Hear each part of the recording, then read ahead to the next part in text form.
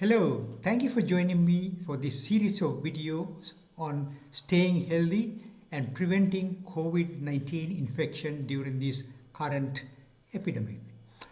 Because it's a vast subject, I'm going to break up into few separate videos and each about 10 minutes. And the first one, I'm going to talk about common causes of transmission of COVID-19. In fact, let me tell you up front, it is not what WHO stated that through the larger droplets inhalation. So, COVID-19 is a virus, highly infectious, belong to coronavirus family of viruses. Generally, these are associated with wild animals and it does not harm the wild animals because it acts as a reservoir. Occasionally, it can, however, mutate and infect human. It says that predominantly it's spread via larger droplets. However, I'll discuss you the details that that's not the case, and in fact it's spread over the smaller aerosol or air spread of the disease. In any case, the vast majority of the patient, almost 75 to 80%, is getting infected through inhalation or through the mouth. The remainder it can infect through any of the mucous membranes by contamination through the virus containing fingers. So those with a strong immunity may not have even a severe disorder. They may not even know that they had the disease. They can get over with the natural immunity they can develop pretty quickly. Whereas those with the impaired immunity or somebody on immunosuppressive drug and chronic diseases like lung, heart and kidney disease or diabetes can suffer serious consequences. So situation with the current global epidemic is really unprecedented. Because it's spreading so rapidly, millions of people across the globe is going to get affected before it gets better. Because the larger number of people getting affected, even though the mortality is between 2 and 3%, there will be a large number of people also going to succumb to this pandemic. Therefore, each country must take a drastic and very focused, calculated action to control the disease in their own country. This is not the time for the talking heads to speculate and express their political views using the television as a media. Instead, everyone must be united and work together with the respective governments to control the disease and save in their own country.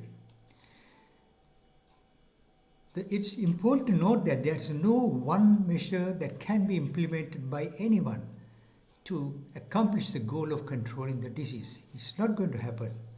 However, based on this misguided assumption and unrealistic faulty models came from Europe, some countries fully rely on weeks and months of curfews, for example. Such maneuvers alone are highly unlikely going to be successful. They have to be accompanied with the multiple other supplementary approaches to control the disease, including the proper diagnosis timely. In addition, there's especially without balancing the essential needs of the people, there could be yet another dimension of problems can have in their own country. So, contrary to the popular belief, the common mode of this particular virus spread is unlikely through the inhalation of the large droplet size. By definition, these are the one above or more than 5 microns in diameter. These large droplets come out of the mouth and nose of the infected person following sneezing and cough, which is true. For example, one sneeze can produce about over 30,000 microdroplets, which can infect the entire group in a closed room. Whereas a cough can produce a larger droplets, there's about 2,000 to 3,000 droplets per cough, and those are the one with the larger droplets, and it does not spread anything more than 4 to 6 feet. So let's look at the difference between the two modes of transmission. So because of these bioaerosol particles, what I'm referring to, the smaller droplets are much lighter. These can therefore float in the air in a limited space and stay in there for up to about 90 minutes. This is more than enough to infect the dozens of people in a room who might inhale, or even while they are talking, the virus can get through the mouth and nose. In the presence of viral contaminated air, unless they are wearing N95 or similar protective face masks, these people can get infected from the virus. While the larger droplets can carry a very high number of viruses, smaller aerosolized droplets contain less. However, these are enough to infect the number of people, as well documented now in China and several other countries. Fundamentally, because the larger droplets are heavier than the air, this will stay in the air only for a few seconds, because they are pulled towards the floor by the gravity and get attached to any surface they land. However, in confined spaces, smaller aerosolized foams floats in the air, and therefore it can infect a large number of people inhaling the contaminated air even as far as 10 meters away. That's more than 30 feet away from the person who's infected. Therefore, contrary to the claims by the WHO and the Chinese CDC, in confined airspaces, these bioaerosols can spread across the room through the air, can infect multiple people.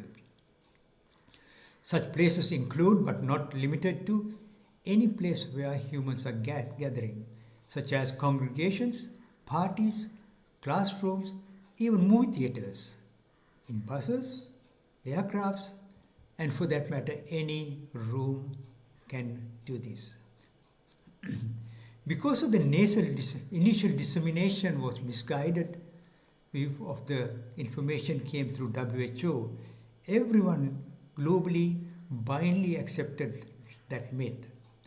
Consequently, authorities and the common people in other countries became overconfident, assuming that if they stay 2 meters away from a person, there's no way that one could get infected. Unfortunately, this is not true. This overconfidence might be responsible for many of the recent infections and the global sporadic outbreaks with COVID-19. So, to understand this, let's look at the particle size and the spread of the disease. So, let me ask a different question to answer this problem. Can air filters remove COVID-19? The average diameter of COVID-19 virus is about 0.125 microns. This is about 125 nanometers, very small. By definition, HEPA filters can remove any particle with a size above 0.3 micron with an efficacy of 99.7%. So you notice that the diameter of the COVID-19 virus is smaller. It is 0.125 micron. Nevertheless, these filters efficiently remove the COVID and other viruses. So this happened because of the two reasons. Firstly, aerosolized droplets coming from sneezes are still 1,000 times bigger than the 0.3 micron pore diameter of these HEPA filters. Secondly, these membranes has an inherent property of diffusion, with that they get attached or adhered to the membrane, and therefore the combination will prevent a much smaller particle, including nanoparticles, filtered by this membrane. So HEPA filters can be removed virtually all COVID-19 viruses from the air. This is the reason why the Federal Aviation Authority recently mandated that all airlines to install HEPA filters in passenger aircrafts. This is to minimize the possibility of infecting passengers and indeed airline staff. The next video I'm going to discuss issues related to the social distancing and key steps that can lead to controlling COVID-19. In fact, I will argue that the commonly accepted 6 feet social distancing will not prevent the disease. See you in the next video. Thank you.